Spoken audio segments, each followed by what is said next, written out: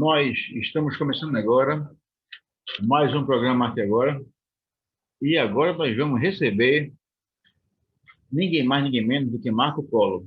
Marco Polo é uma lenda da música pernambucana, da poesia pernambucana, e ele vai nos contar, primeiro, quem é Marcos Polo, e depois um pouco da música, um pouco do Ave Sangria, que foi quem marcou a época em Pernambuco. Ele já está chegando aqui, já está já está Bom, em primeiro lugar, vamos começar. Bom, em primeiro lugar, eu quero falar da honra que o Arte Agora tem de receber Marco Polo. Marco Polo é um grande poeta, um grande músico, um homem que marca a cultura pernambucana, e essa figura simples, essa figura espetacular que está na nossa frente, e vai nos dar alguns minutos da sua vida para conversar não só sobre ele, mas também sobre a importância dele, sobre a trajetória que ele cumpriu no mundo da arte em Pernambuco. Marco Polo, a gente tem esse programa, ele tem dois objetivos, do nosso ponto de vista. O primeiro é fazer um registro histórico do nosso convidado. E o segundo é gerar um momento de fruição para aqueles que estão assistindo o nosso programa, que assistem ao vivo, que assistem depois o nosso programa até agora. E os programas começam com uma pergunta. Essa pergunta, todo mundo sabe que eu vou fazer e ninguém sabe a resposta quem vai ouvir. No seu caso, a gente sabe mais ou menos, porque você pegou uma figura muito conhecida. Mas eu vou fazer e você vai preencher alguns vazios. Marco Polo. Quem é Marco Polo? Marco Polo é inquieto. É um cara que, desde criança, teve curiosidade para saber coisas que ele não sabia. E é uma pessoa muito ligada à sensibilidade, à arte, à cultura.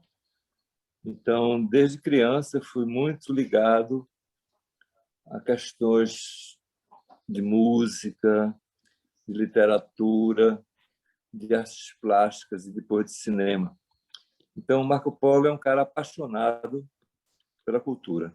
É um cara que acha que, para você ser um ser humano pleno, é preciso que você amplie sua sensibilidade, entende? Que você multiplique seus interesses pela sensibilidade, pelos diversos caminhos que a sua sensibilidade pode ter. Eu, desde criança, tive esse privilégio assim, de ser levado a isso. Não foi nenhuma escolha. Eu fui escolhido para ter esse prazer da cultura que eu gostaria de compartilhar com todo mundo. Perfeito. Ô, Marco, você nasceu no Recife, você é de Pernambuco. Essa parte, sim, as pessoas talvez queiram saber. Você estudou aonde? Olha, eu nasci no Recife de pai baiano e mãe paraense. Eita, que coisa boa. Eu sou cosmopolita desde nascença. Então, com 1 ano de idade, eu fui para o Rio de Janeiro, passei um tempo lá no Rio de Janeiro. Depois fui levado para Belém, passei em Belém até os 10 anos de idade, depois vim para aqui, para Pernambuco. E depois, aqui em Pernambuco, depois dos 10 anos, comecei também a passar os finais de semana em Salvador. Então, minha cultura é esse somatório, né, de nordestinidade e norte também. E isso acho que criou em mim uma sensação de que todas as culturas se equivalem, os sotaques são válidos. Então, desde o início, eu tive essa ideia de que cultura, de que arte é uma coisa global, uma coisa que não pode se dizer assim, só essa arte aqui, só essa cultura é importante. Todas são importantes.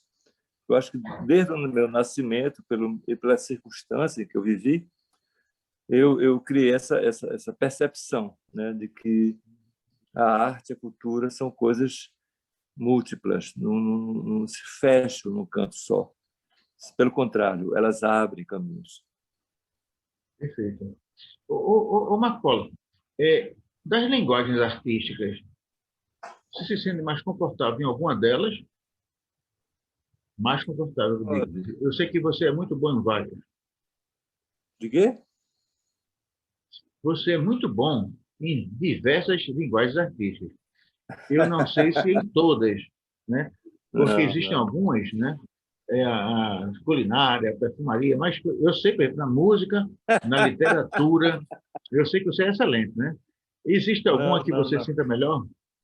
Todas elas são difíceis, né? Não existe linguagem fácil. Se você tem uma linguagem fácil, então você vai fazer coisas que não vão valer a pena. Você vai ir no rio da facilidade e fazer o que outras pessoas já fizeram. Sei. Então, quando a linguagem é difícil, você vai ter que encontrar um caminho para cumprir com a exigência daquela linguagem. Então, você vai ter que descobrir um caminho seu, que é isso que importa, entendeu?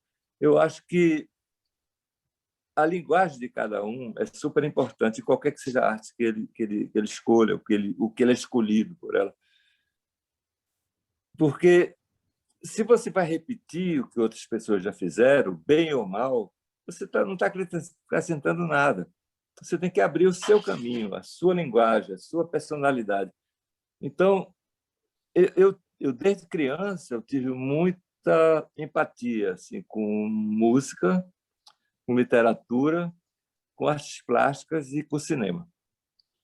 São quatro Cinema artes. também? Assim. Cinema também. Eu sou cinéfilo total, eu conheço muito bem de cinema, pelo menos até certa época. De certa época para cá já não me interessa tanto. Mas eu sempre me importei muito com essas linguagens e pratiquei todas elas. Eu escrevi poesia, eu fiz música, eu fiz alguns filmes de Super 8 e já pintei e desenhei muito, mas sem muita pretensão, entendeu? As únicas artes em que eu realmente tentei fazer alguma coisa profissional, vamos dizer assim, foi literatura e música. Certo. E eu sei que na música você é uma espécie de monstro sagrado. E na literatura também. Você tem coisas assim, magníficas, você tem coisas interessantíssimas. E quem começou primeiro, assim, do ponto de vista, assim, quem puxou o Marco Polo artista profissional primeiro? Foi a música ou foi a literatura? A música primeiro, a música. Quando eu tinha A cinco música, né? anos, com 5 anos eu despertei para a música, 5 anos de idade. Eita, que coisa. E vim despertar para a literatura com 10 anos de idade. Então, Certo. Uhum. mas a literatura tomou o primeiro espaço, tomou um espaço maior. E eu me dediquei muito à literatura até os 18 anos de idade. Foi quando eu me decepcionei um pouco com a literatura, no sentido de que eu fazia parte de um grupo de poetas pernambucanos, né, que eram pessoas assim, muito talentosas, né, que hoje estão na história da literatura de Pernambuco, talvez do Brasil. Só que eu comecei a perceber que assim eu escrevi um poema para Alberto Cunha Mello ler, Alberto Cunha Mello escrevia um poema para Jaci Bezerra ler, Jaci Bezerra escrevia um poema para Teresa Tenório ler, Teresa Tenório escrevia um poema para eu ler, e eu escrevia um poema para... Enfim, era um grupo fechado, a poesia era autofágica, né? Era assim, uma Uhum. coisa assim que a gente escrevia um para o outro. Eram poemas ótimos e poetas muito maravilhosos, mas era a sociedade, as pessoas comuns, ninguém prestava atenção àquilo, naquela poesia. Como é normal, né? Poesia é uma coisa assim meio difícil, né, de ser assimilado. E começou a me dar angústia. Poesia é um negócio que é complicado. Começou a me dar angústia isso aí, entendeu? Eu queria ter uma comunicação maior E coincidiu que eu vivia aqui em 68, eu era jornalista, já era jornalista, com 18 anos de idade, e comecei a ver que lá fora existia o movimento hippie, havia os beatniks, havia Bob Dylan, havia Beatles, havia Rolling Stones, havia os hippies, havia aquele pessoal da França de 68. Enfim, havia uma eclosão de juventude querendo se comunicar com o mundo, querendo, assim dizer, nós, jovens, existimos e nós temos uma palavra para dizer para o mundo, para dizer para os mais velhos que acham que a gente não tem voz. E eu me engajei nisso. Eu larguei. Isso era, Diga. Isso era 68, 68, 68, 69. 68, 68, 69, por aí. 68, né? É. Então, eu larguei tudo, larguei a poesia, larguei o jornalismo, larguei tudo, botei uma mochila nas costas e fui para a estrada, e fui morar no Sudeste. Lá, eu comecei a desenvolver, de forma mais efetiva, o meu lado musical.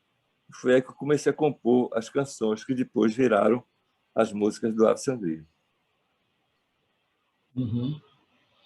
Rapaz, é uma história muito, muito marcante, né? É. E você contando isso dá emoção, né? As pessoas que foram citadas por Marco Polo são pessoas que fazem a história da literatura pernambucana. É verdade. E ele fala de um processo, né, que redundou nas letras da Banda Ave Sangria, que é outro ponto alto da cultura pernambucana. Ou seja, nós estamos diante de alguém que viveu e escreveu a história da cultura de um certo momento em Pernambuco. Obrigado. Que e veja bem, Marco Polo, ele não sabia, Marco Polo, que você fosse tão viajado, né? Isso os pais, é muita movimentação, né? Para ser fiel ao meu nome, né? Exatamente, exatamente. Paulo era um O nome viajante, né? foi muito bem escolhido. Ô, Marco, e aí você como foi a formação da Ave Sangria? Como foi essa começou? Como foi que você estava ainda no Sul? Você chegou? Como foi? Conheceu as pessoas como? O que aconteceu foi o seguinte, eu fui daqui em 68, 69, e em 72 eu resolvi voltar, final de 72, aí por outubro, novembro. E eu vinha com uma bagagem de músicas, né? E cheguei aqui, conheci os músicos, né, pernambucanos que queriam formar uma banda autoral. Eles também tinham músicas autorais e já tinham uma estrutura de banda, né, de banda de música. E nós nos juntamos e criamos o que primeiro se chamou Tamarineira Village, que era que é a origem do Ave Sangria, né? A Tamarineira Village era uma banda formada por uma porção de gente, não era uma postura profissional, pelo contrário, era uma brincadeira. Então, esse nome Tamarineira Village vinha do fato de que muitos deles moravam na Vila dos Comerciários, daí o Village. Sim, eu morei ali pertinho. E Tamarineira, que era o bairro que também era o bairro onde existia o Hospital da Tamarineira, que é o Hospital de Loucos, né? Então era brincadeira assim com a Vila de Loucos, né? Tinha esse sentido, tinha essa brincadeira. Então criamos essa banda e foi muito estranho para mim, porque até então, veja só, eu era dono da minha cabeça e do meu projeto de arte. Eu escrevia meus poemas e eu decidia se prestava, se não prestava, e eu prestava conta somente a mim mesmo. Então, eu aprendi uma coisa ao fazer parte de uma banda, que era a coisa da criação coletiva, né? Então, às vezes, eu mostrava uma música, eu tinha uma concepção do que seria o arranjo daquela música. E, de repente, o cara disse, não, se a gente colocar assim, se a gente fizer assim, ia modificando a minha percepção da música e enriquecendo né? E isso foi muito bom para mim, pessoalmente, como artista, de perceber que eu não sou o dono da verdade, que a verdade é compartilhada e ela pode ser muito mais fértil, né? E muito mais rica se você compartilha essa verdade. E então surgiu aí essa banda, Tamarina Village, e depois surgiu o contrato para a gente fazer um disco, aí virou Ave Sangria, que também já é outra história. Quer dizer que Tamarineira Village veio antes da Sangria, mas os membros do Ave Sangria vieram do Tamarineira Village? Não, não. Aí é que acontece a Não, mudança, né? né? Aí que Uhum. acontece, a mudança aconteceu duas coisas. O nome mudou porque as apresentações que a gente fez, assim, Natal, Salvador, João Pessoa, eu tinha que explicar o que era Tamarineira Village. Sim, certo. E que era um saco para mim, entendeu? Então, quando eu disse, olha, a gente vai gravar um disco, a gente vai ser uma banda nacional e eu não vou Ô, mais estar ô, explicando Marco Polo, isso. deixa eu te contar uma história que pouca gente sabe. Não, Eu é, morava na rua Cônigo Barata, que é uma rua que passa ali no oitão do Hospital da Tamarineira. E sei. a minha mãe era uma carioca, uma mulher assim, alegre. E eu sei que um belo dia, mamãe estava com soluço e pediu para a empregada, bebê, era Albertina, para dar um susto nela. Porque, segundo mamãe, um susto seria capaz de resolver o soluço dela, né? Uhum. E Albertina disse, não, dona Lúcia, isso é uma crendice, não vá nisso não, a senhora é uma mulher tão culta, não acredito nisso não. Rapaz, isso já era a Albertina preparando o susto. Daqui a pouco, então, a mamãe foi lá dando um soluço, soluço, soluço. E entra a Albertina correndo na casa, toda aberta, toda. Dona Lúcia, corra que entrou um doido dentro de casa. Aí mamãe ficou da hora. E em compensação teve um infarto. E lá vai mamãe infartada Nossa para o Senhora! hospital, com medo do doido que teria fugido lá da Tamarineira. Aí não tinha acontecido nada. Era um susto que ela tinha encomendado a empregada para ficar boa do soluço. Foi uma história espetacular aqui. Então, Tamarineira Village está nesse circuito assim próximo aqueles que não são É, do Recife. Então tem lá o Bom Restaurante da Tamarineira, que hoje em dia acho que não está mais sendo usado como antigamente, mas houve uma época em que ele é uma espécie assim de fazer o susto de muita gente, né? As pessoas entravam ali e não é saiam mais. verdade, Era uma coisa muito, é verdade. né? Era uma coisa séria, É, coisa complicada, né? é. Mas você tem que explicar então a origem do nome. Aí eu tinha que explicar, e eu disse, olha, não vou mais fazer isso, não vou explicar, a gente vai fazer, vamos ter uma exposição nacional e vamos mudar o nome da banda. E o que aconteceu foi que eu estava um tempo em Caruaru, na casa da minha namorada, na época, e comecei a pensar no que seria a capa do disco, né? Do disco que a gente ia gravar, que a gente tinha assinado um contrato com a Continental para gravar um disco.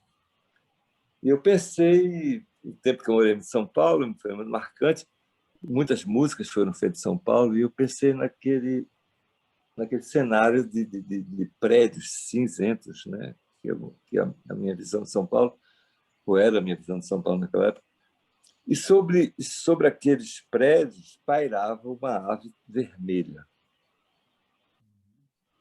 Essa foi a imagem que veio na minha cabeça. E eu comecei a pensar ave sangrenta, ave sanguinária, ave sangrada, ave sagrada, ave sangria. Aí, puf, quando pintou a palavra ave sangria, a expressão eu disse, é o nome da banda.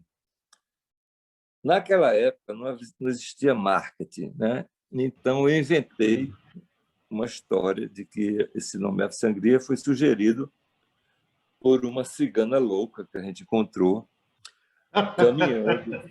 Foi. Eu inventava lendas, A né? explicação é Eu melhor, inventava melhor, lendas melhor. em torno da banda, porque era uma forma de marketing, né? Para não ficar tudo muito prosaico. Né? Aí eu disse, olha, um dia a gente andando pelo interior da Paraíba e surgiu uma cigana louca que começou a olhar para a gente e gritou: vocês são um bando de aves sangrias e não sei o quê. Para lá. Aí surgiu o nome. Perfeito, Ao, perfeito. ao mesmo tempo, houve um É, enxugamento na banda, porque até então tinha gente que só pulava, gritava, tocava o sininho, não sei o quê. Era uma comunidade em cima do palco, entendeu? Tamareira Village não era uma sei. banda de verdade, era uma coisa assim, uma comunidade hippie, né? Todo mundo estava brincando. Só que eu disse, olha, a gente vai partir para um negócio profissional, então só vai entrar quem é músico de fato. Então a gente jogou para 6 pessoas, né? A gente saiu podando as pessoas que não eram músicos de fato, profissionais. Sei. E houve mudanças. Assim, por exemplo, ele chamou o Paulo Rafael, que fazia parte da banda, que a gente precisava de um guitarrista base. E Paulo Rafael era uma pessoa que a gente já conhecia, que sabia que. Enfim, houve uma arrumação na história para fazer um trabalho profissional.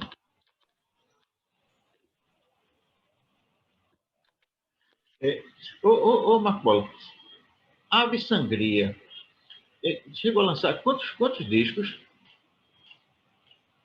Na época lançou só um. Só um, né? Só um. 45 anos É depois lançou o segundo. eu acho que eu tenho os dois. Eu acho que eu tenho os dois. É Uhum. uma coisa assim. É um negócio. Eu tenho os dois, eu tenho os dois. Eu acho que um deles eu levei para você me autografar lá na CEP. Eu acho que, rapaz, porque é o seguinte, porque na realidade você não deve ter a menor ideia da importância que vocês representam para a arte brasileira. Não é a pernambucana, a arte brasileira. O que vocês fizeram, porque era uma coisa revolucionária. Não era coisa, não era uma coisa comum, não. Não era um triângulo da bumba, não. Era uma coisa, era ousada, ousada. E eu não sabia dessa história da cigana. Se eu soubesse, aí que ia ser.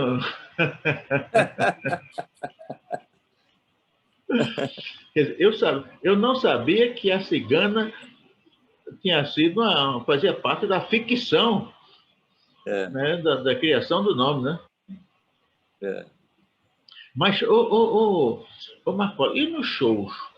Como é que era o show? Porque devia ser uma maluquice total, né? Como é que é? Como é a relação, o pessoal? Porque era uma coisa muito ousada. O público que admirava vocês também era um público ousado, claro, né? Não era uma coisa para, vamos dizer assim, para caretas, né? Não era uma coisa assim para o pessoal que tinha assim mais. Como é que era é uma efervescência, né? Efervescência sob todos os pontos de vista, né?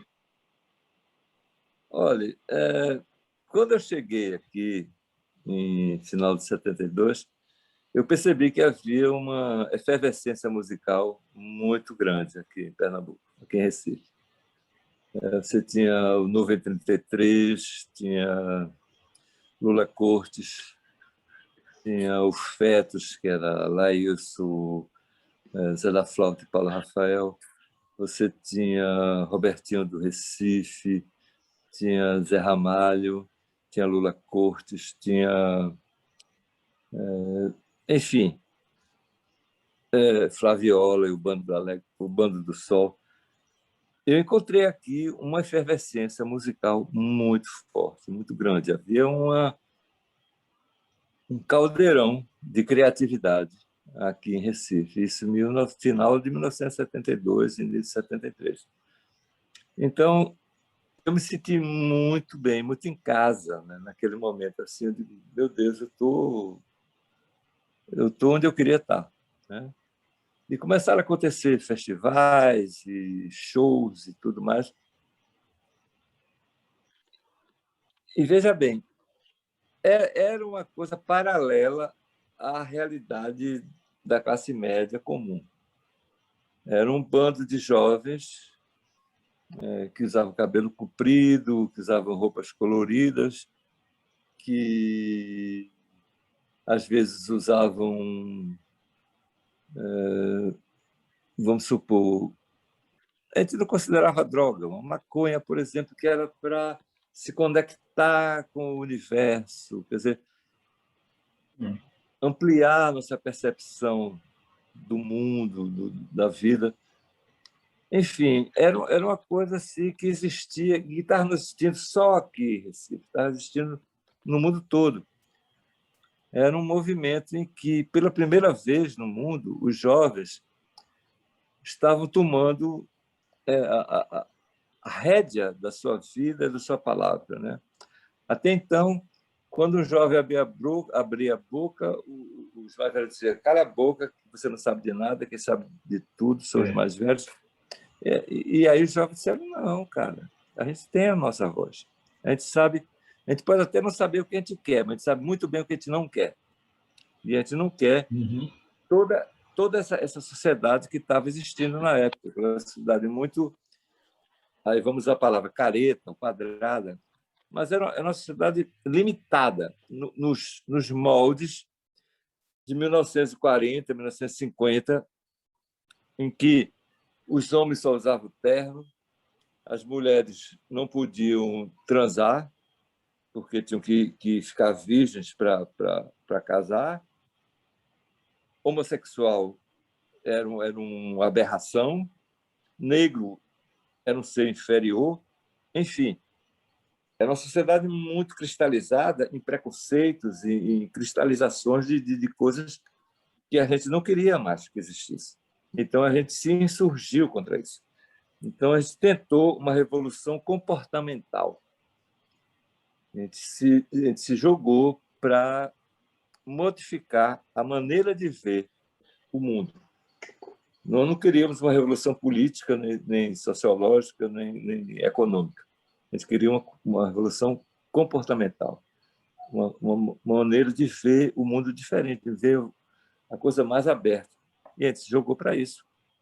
E o Tamarineira Village, assim como a Sangria, se engajaram muito nisso, né? Tem uma declaração de uma pessoa que viveu naquela época, um músico, que foi da flauta, que ele diz assim: a gente não tinha consciência de que estava fazendo história, não tínhamos consciência de que estava fazendo história, mas o Ave Sangria tinha consciência de que estava brigando com uma série de coisas que não concordava. Certo. Perfeito. Deixa eu fazer uma perguntinha assim, pegar seu lado emotivo. Então, o seu lado, assim, a sua jornada musical tem dois fatos muito marcantes. Um é o Tamarineira Village, que era um grupo de amigos que brincavam de fazer música, no bom sentido, né? Depois, um lado assim um pouco mais profissional, uma coisa mais enxuta, uma coisa mais, vamos dizer assim, mais profissional.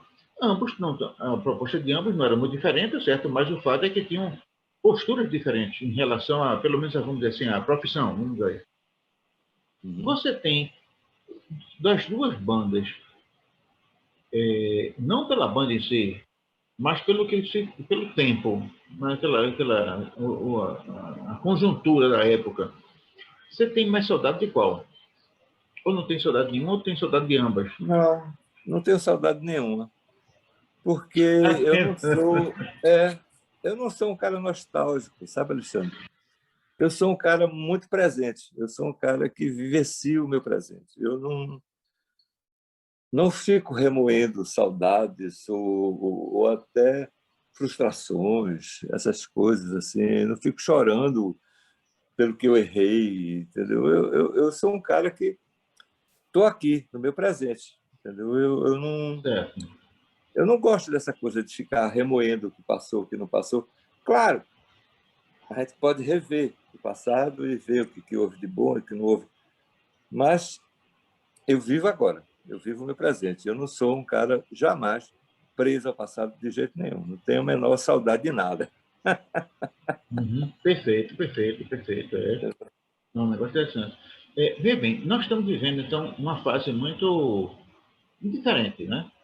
A fase da É. pandemia, a fase da a comunicação mais rápida, o que acontece em Londres, a gente sabe aqui na mesma hora, o que acontece aqui, o que faz aqui, o pessoal lá está sabendo também. Nessa nova cena musical, você tem, assim, identidade com algum dessas nossas vertentes que estão surgindo por aí? Algum que? Desculpe. Alguma identidade com alguma desses movimentos que estão surgindo, desses grupos que estão acontecendo, dessas... Olha, eu não sou um cara que vivencio ativamente tudo que está acontecendo, não. Mas tem certas coisas que se evidenciam por si próprio, né? Por exemplo, Flávia Ferro, cantora Flávia Ferro, compositora, bailarina, ela é uma pessoa brilhante, né? É uma pessoa muito jovem que dança, canta, compõe e cria momentos de cultura, né? Na poesia, por exemplo, eu vejo uma Cida Pedrosa fazendo uma coisa muito boa, muito positiva, né? Ganhando prêmios e trazendo a voz da mulher, não só da mulher, mas do oprimido, né? Do nordestino, para uma posição muito ativa. Outra poetisa pernambucana, a Micheline Veruschi, que eu também respeito para caramba, assim, que também tem essa atividade muito forte. Estou citando três mulheres aí, né? Certo. E, por exemplo, o Miró, o Miró, que é um poeta de Uhum. rua, um poeta que não é um poeta de gabinete, um poeta que diz os poemas dele, vomita os poemas dele de uma forma brilhante. Então, tem essas coisas assim que isso me galvaniza, isso me Sei. importa, isso me chama a atenção, e isso são coisas que eu gosto de ver, de sacar que estão acontecendo e Uhum. que são coisas, para mim, da maior importância para a cultura, não só pernambucana e nordestina, como brasileira. Perfeito. Então, antes de voltar para a Sangria, eu queria também fazer uma pergunta, porque também vai fazer parte do seu registro histórico. Daquele pessoal antigo, você tinha assim, alguma identidade musical com alguém? Ou gostava de alguma banda daquele pessoal daquela época mesmo? Tinha assim, uma banda que você gostasse mais, um estilo que você gostava mais, alguma coisa que lhe influenciava, que, enfim. Olha, a única banda que me fascinou quando cheguei aqui foi a Nuvem 33, que era Sim.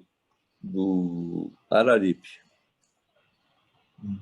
que tinha um som muito estranho, umas letras também estranhíssimas, e aquilo me instigou muito, sabe? E, infelizmente, quando eu cheguei, eles estavam terminando e indo para São Paulo. Tipo assim, eu cheguei no final da festa, sabe? Sei, sei, sei. Sabe? Eu não sei se você já teve essa sensação, essa coisa de você chegar no Sim, final da claro. festa, você dizer, pô, agora que eu Isso cheguei, aí a merda está acabando. vai acabando, né? É horrível, né? Mas foi a única banda realmente que eu fiquei impressionado. Foi essa Nuvem 33, do Tiago Nuvem Araripe. de 33, né? Uhum. Nuvem 33, Sei. era muito bom. Vamos voltar então agora um pouquinho para a nova Ave Sangria, porque a Ave Sangria é o 10, é o 10. Numa escala de 0 a 10. Porque se a escala for de 0 a 100, é o 100. E se a escala for de 0 a 1000, vai ser o 1000, né? É, ah, ah, Você é muito é, generoso, cara. não, só não, só não, não, não é É, isso não. É sim. porque realmente, é porque é aquilo que alguém disse, né? Você não tem a, como você está muito próximo, você não tem ideia do tamanho de vocês, rapaz. Vocês são muito grandes, é muito, muito grande mesmo. Mas, ó, aí a Ave Sangria ficou junto há quanto tempo? Assim, Rapaz, foi muito rápido, né? Foi muito rápido. A Tamarindela Village começou em novembro de 72, em 70 durou 73, em 74 houve o contrato, né? Aí virou a Sangria. 2 a 3 anos só. pois é, imagina. 3 anos, rapaz, fez essa história toda. É espetacular. É espetacular. É um negócio formidável. Né? É. E você, depois de muito tempo, vocês voltaram, fizeram alguma apresentação no outro ano. Não teve muito tempo depois? Foi. O que aconteceu foi o seguinte: em 2008,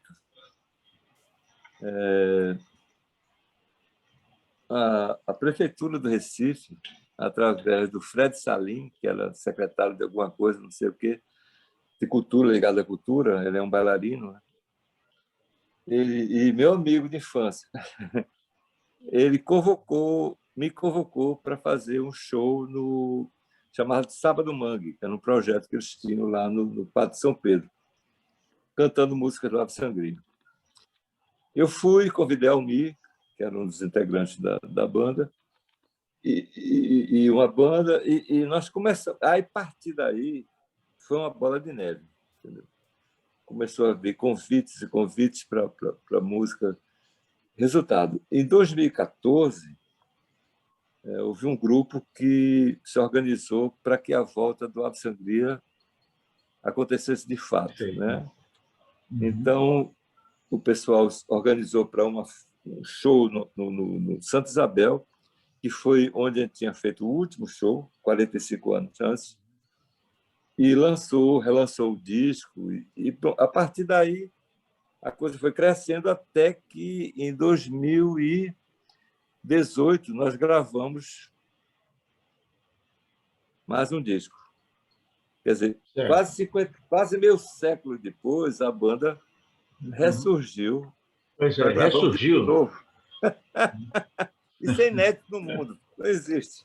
É, sim, é neto. É neto. Né? É. Vocês Que são mostra a neto, força, a potência da pioneiro. gente. É. Como sempre, Pioneiro em muita Pernambuco está coisa. frente de todo mundo. Né? É.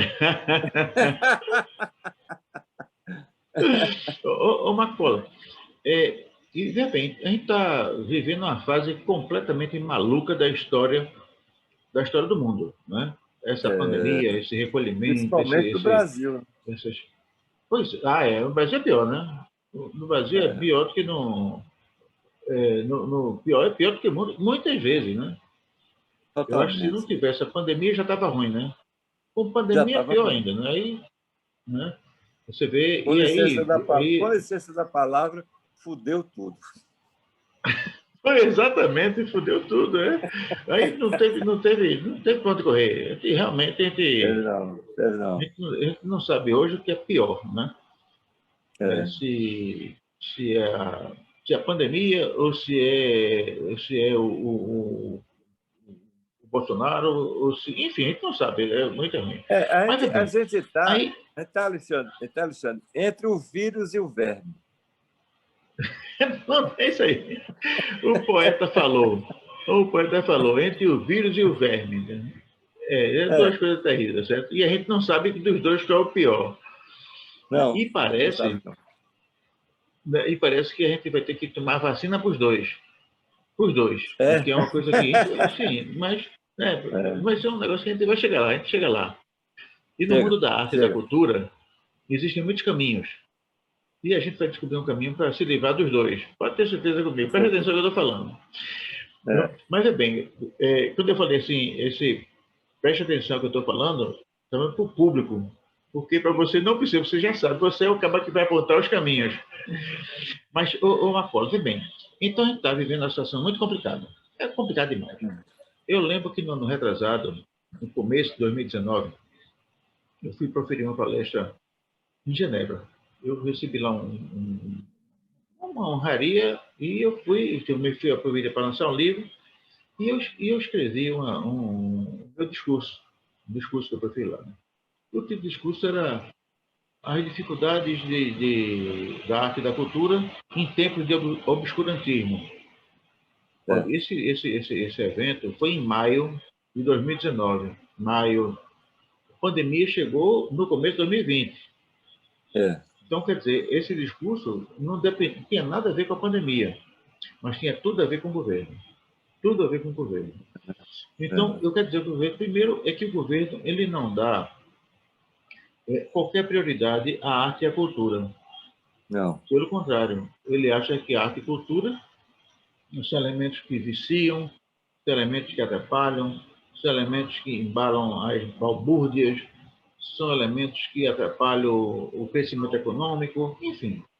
E depois chega a tal da pandemia. Na pandemia aí complica mais ainda, né? Porque a gente começa a viver um tempo novo, um tempo das relações à distância, um tempo que os artistas, uma boa parte deles estão vivendo momentos dificílimos, porque eles não têm como tirar, como ganhar o dia a dia, né? O ganha-pão, né? Os artistas que dependem de concentração, os artistas circenses, enfim, é um desmantelo. é verdade. É verdade. Aí eu queria saber, na tua opinião, Marco Paulo, isso é um castigo que a gente tá, isso é uma aprovação, isso é um desafio, o que a gente está vivendo, né? O que você acha desse momento? Se tu fosse escrever a música, uma letra de uma música, tendo isso por base, tu ia dizer o quê? Cuidado com o verme e com o vírus, como é que tu ia começar essa... Como você ia classificar esse momento? Olha, eu acho que, por um lado, é uma provação, porque o nosso povo encontrou nesse cara pessoas do nosso povo que eram muito ruins e que estavam encruadas, que estavam quietas, acovardadas. Encontraram nesse cara um porta-voz das coisas ruins que elas tinham dentro delas. E aproveitaram, né, para botar para fora. É até saudável no sentido de que, se você tem um tumor, é melhor você botar esse tumor para fora, né? A gente tinha isso dentro do nosso país. Tem pessoas que se identificam com esse cara, esse cara. Por outro lado, eu acho que é um desafio para a gente que não se identifica com esse tipo de sentimento. É um desafio para a gente não abrir a guarda, para a gente não deixar que isso nos intimide, não deixar que isso cresça, prevaleça, não deixar que isso tome conta do país. Como, por exemplo, eles já tomaram conta da nossa bandeira, já tomaram conta do hino Perfeito, é. nacional, está entendendo? Quer dizer, eles estão Não, tomando conta dos nossos valores, cara. E a gente não pode permitir isso. Aí, esse nesse ponto, pessoal é eu acho que perigoso. é um desafio para a gente. A gente não pode permitir que essas pessoas lideradas por esse maluco vão em frente. A gente tem que ir contra. Não sei como, realmente não sei como, porque eu não sou político, mas eu sinto uma anestesia, não só na sociedade, da sociedade, e no campo político. E no campo político eu entendo, porque o cara gastou 3 bilhões de reais para comprar os deputados, né, para eleger esse Lira, para ser o líder dos deputados que ele queria. É um cara que todo mundo sabe que espancou a mulher dele por 40 minutos na frente dos filhos. Quer dizer, Exatamente. não é uma pessoa legal, né? Não é. Não pode ser, não pode ser. E está muito o perfil deles, que é isso mesmo. São pessoas ligadas à milícia, ao assassinato, à corrupção e blindados, totalmente blindados. Totalmente O, lembrado. o Começa pelos filhos Bolsonaro, dele, né? os filhos, né? Começa pelos filhos. Ele conseguiu blindar isso. Como presidente, ele consegue. Né? Tem poder para isso. Mas nós, que não somos que não concordamos com isso, que não somos coniventes com isso, a gente não pode ficar parado. A gente tem que peitar isso. A gente tem que ir contra. Exatamente. A gente tem que tentar derrubar essa porcaria aí, porque é muito ruim para o país e para nós todos, cara. A imagem do país lá fora é de um ridículo que dá vergonha. A gente está dominado por um sub-Hitler. Não é nem um Hitler, é um Exatamente. sub-Hitler. Sub-Hitler. Sub-Hitler. É um sub-Hitler, sabe? É uma vergonha isso para o brasileiro, caramba. O país que era o país do carnaval, o país do futebol, o país da alegria, hoje é o país da tragédia e da tristeza. Temos 300 mil mortos. 300 mil mortos, cara. Isso não existe, cara. E tem 3 mil pessoas morrendo por dia. Rapaz, a gente está vivendo uma tragédia tenebrosa que nunca aconteceu no Brasil antes, cara. E cadê a gente? A gente tem que tomar atitude, cara. Não sei como, mas tem que tomar atitude. Conversar com você é muito bom, porque você tem a sensibilidade de compreender o que está acontecendo e nos desafiar a fazer alguma coisa para acabar com o que está acontecendo por aí. Isso é muito grave. Exatamente. Estão tentando arrasar com o país. Eu tenho, Marco Polo, muito contato com o pessoal estrangeiro, né? Muito. E eu tenho muitos amigos no exterior. E são amigos que, apesar das diferenças culturais, nós temos muita intimidade. E os meus amigos argentinos, eles brincam comigo, dizendo que eles não podiam imaginar que nós fôssemos chegar a este ponto. Os portugueses dizem que não imaginavam que a gente, que os brasileiros tivessem pessoas com esse caráter conservador, neofascista, e aqui que você chamou de sub-Hitler. Né? Mas ele vai chegar lá. Agora, antes da gente fazer mais algumas, quanto à nossa conversa, eu queria falar aqui que o Zeca Viana, a partir do YouTube, ele dá um depoimento interessante. Interessante como o Ave Sangria, desde a primeira audição, soa clássico, original e subversivo ao mesmo tempo. Conheci em 1997 através de um CD-R que eu comprei em um sebo. Ele conclui dizendo: clássicos não envelhecem. Né? Isso é um depoimento de um fã. Né? Que bom. E ele disse que os clássicos não envelhecem. E, assim, e tem um negócio. E os clássicos, eles têm eles não envelhecem e têm o poder de apontar caminhos para a juventude. E é exatamente isso que o nosso Marco Polo está dizendo agora. Então, ele está conversando comigo, tá certo? O cara da mesma faixa etária dele, e eu sou um pouquinho mais novo só.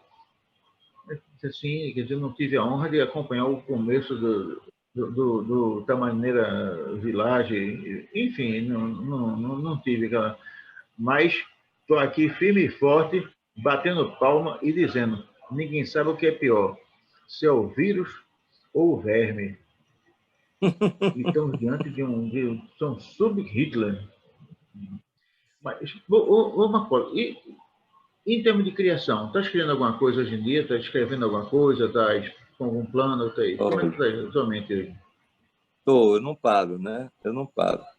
Eu leio muito, eu gosto muito de ler, mas nas pausas entre as leituras eu estou criando. Então, por exemplo, eu tenho feito parcerias com Hortinho, com Geraldo Maia, que hoje está concorrendo para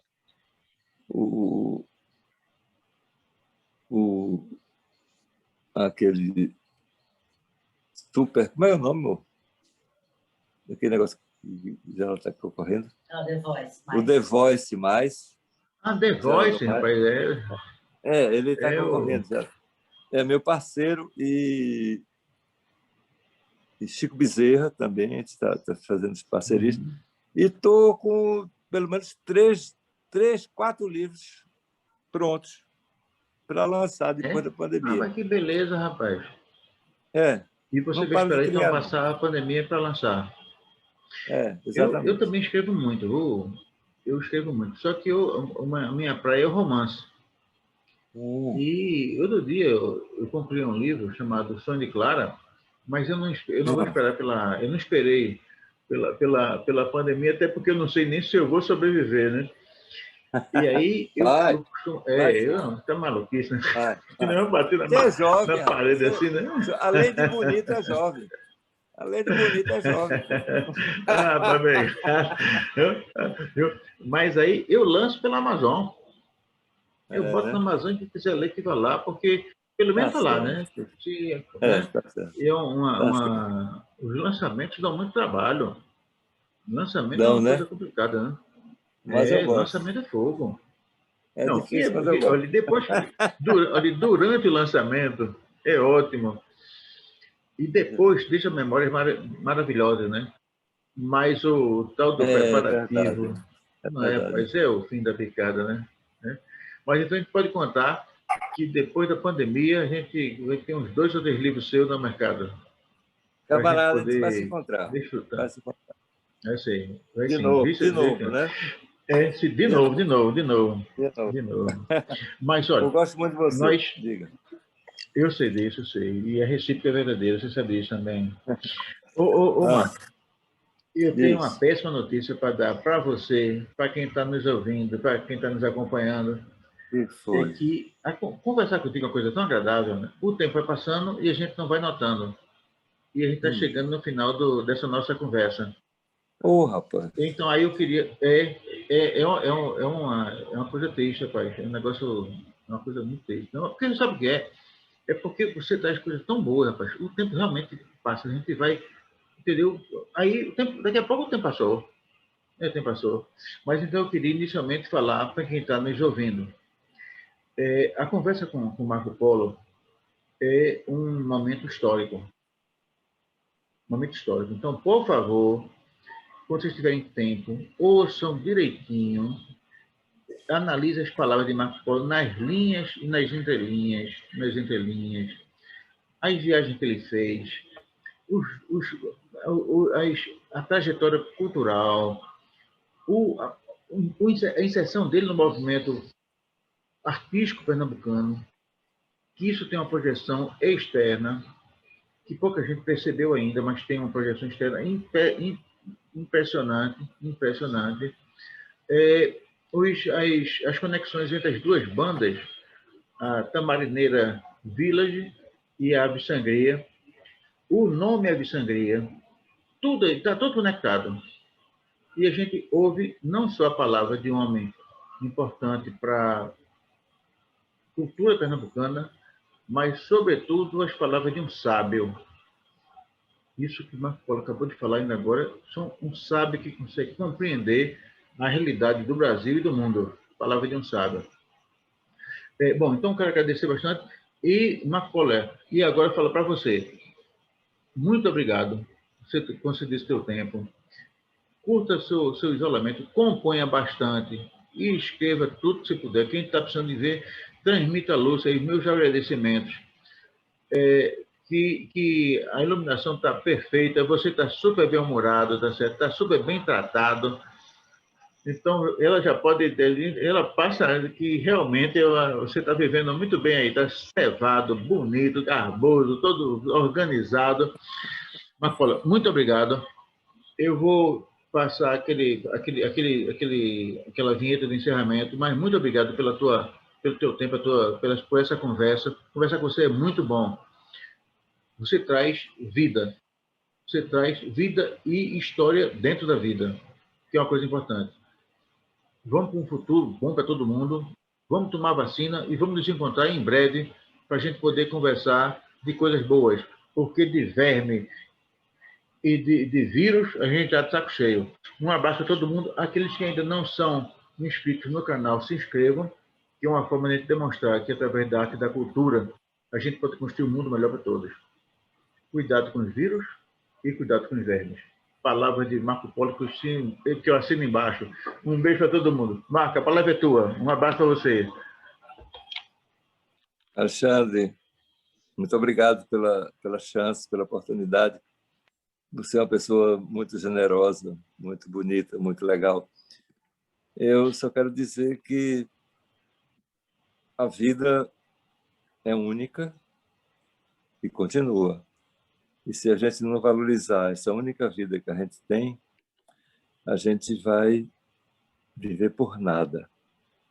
Então, nós estamos vivendo um momento muito difícil e temos que tomar uma posição pela vida, contra a intolerância, contra a burrice, contra a ignorância, contra a violência, contra tudo que não presta, contra tudo que está aí tentando nos sufocar.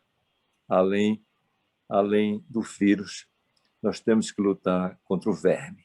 É isso aí.